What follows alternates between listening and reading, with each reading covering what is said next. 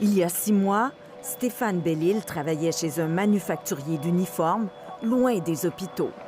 Je me retrouve dans l'uniforme, changement de carrière total. La vie de Jean-Charles Statner tournait autour de son restaurant. Une fois que la pandémie est arrivée, je me suis rendu compte qu'il fallait changer et c'était le moment. Depuis plus de 2 ans, les fils de Joël et Michel Leroy prenaient des nouvelles de leur mère le plus souvent possible à partir de Boston et New York. La maladie progressait, mais assez doucement. En arrivant ici, on a pu vraiment voir l'évolution presque en direct. En mars, pas question pour Stéphane Belle-Île de ruminer longtemps sur la fermeture abrupte de l'entreprise pour laquelle il travaillait au marketing depuis plus de 20 ans.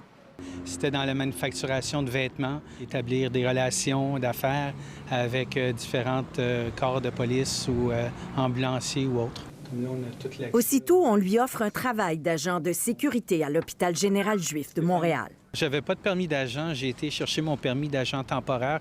En l'espace de 2 mois, M. Belle-Île a pris du galon. Donc, je me retrouve comme supérieur à gérer, à coacher, si on veut, des agents. Et de là, on m'a offert un poste pour les 5 prochaines années. Le hasard y est peut-être pour quelque chose, mais sa passion pour le taekwondo aussi. Comme entraîneur, il a organisé des compétitions d'envergure.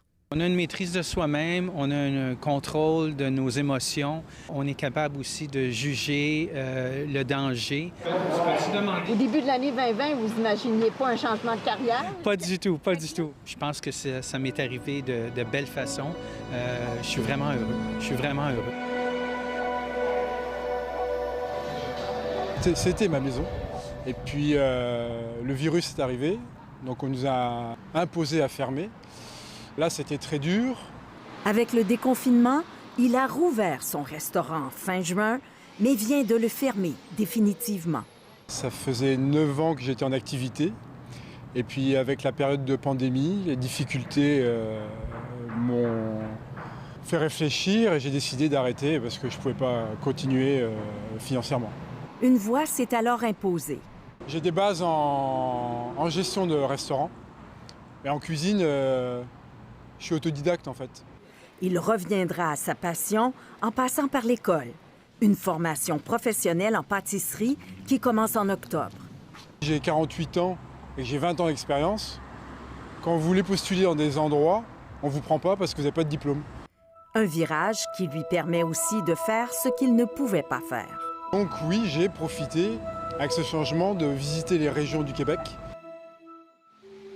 La pandémie ne changera pas le cours de la maladie de Joël Leroy, la sclérose latérale amyotrophique, dont elle souffre depuis plus de 2 ans. Mais le confinement a transformé sa fin de vie. Le virus est un cadeau pour Joël. Le fait de m'avoir à la maison ainsi que les enfants. Et, maintenant, je suis en télétravail à temps plein grâce au COVID-19. Donc, moi, ça m'a bien arrangé de pouvoir rester ici parce que Joël ne pouvait pas rester seul. L'aîné de la famille travaille aux États-Unis et le cadet y fait un doctorat.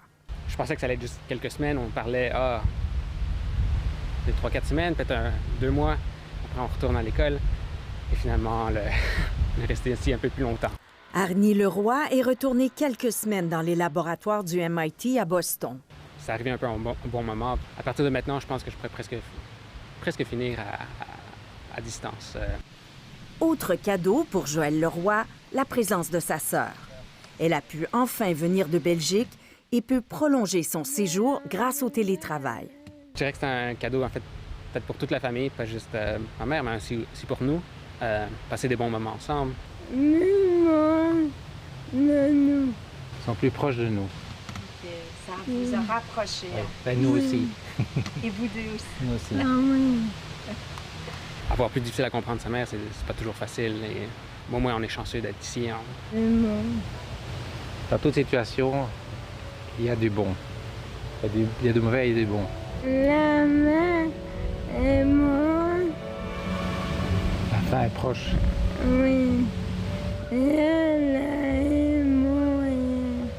Ça n'arrive pas pour rien. Non. Non, la vie est humaine. faut profiter de la vie, c'est ça qui est le plus important.